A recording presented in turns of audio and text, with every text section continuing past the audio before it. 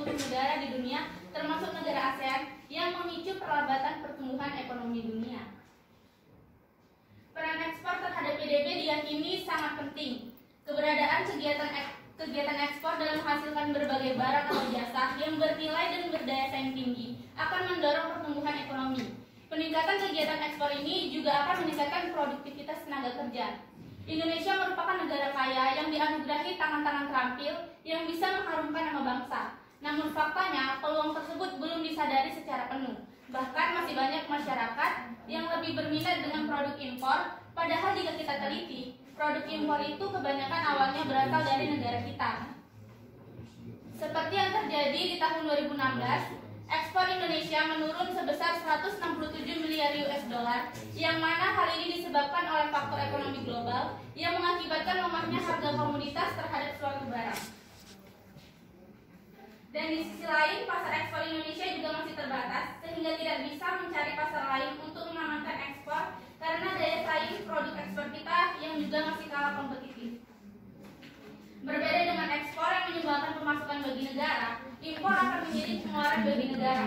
Negara akan melakukan impor untuk kebutuhan tertentu apabila negara tersebut tidak dapat memenuhi kebutuhan akan barang dan jasa atau tidak dapat memproduksi barang atau jasa itu sendiri.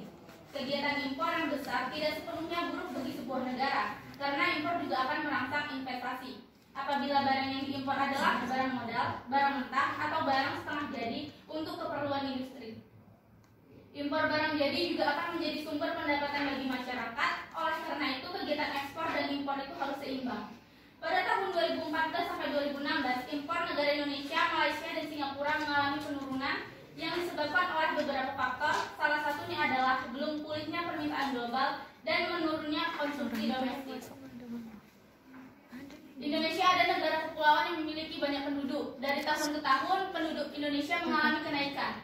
Namun hal ini dianggap oleh ahli ekonomi sebagai penghambat pembangunan.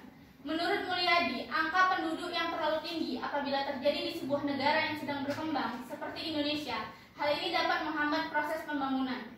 Karena pertumbuhan manusia jauh lebih cepat dibandingkan dengan pertumbuhan produksi hasil-hasil pertanian, yang mana hal ini akan berdampak buruk bagi sebuah negara. Tapi faktanya, di Pakistan, pertumbuhan populasi penduduk tidak menjadi masalah bagi negaranya, karena keberadaan mereka sebagai tenaga kerja yang produktif.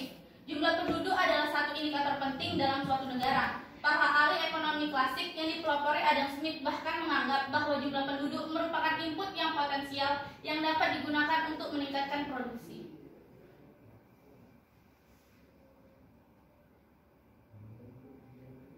Metodologi penelitian. Jenis penelitian yang saya ambil yaitu penelitian deskriptif kuantitatif. Sifat penelitian ini memakai explanatory research, yaitu untuk menguji hubungan antar variabel yang dihipotesiskan. Lokasi penelitian dilakukan pada negara Indonesia, Malaysia, dan Singapura dengan mengambil data dari World Bank tahun 2010 sampai 2019.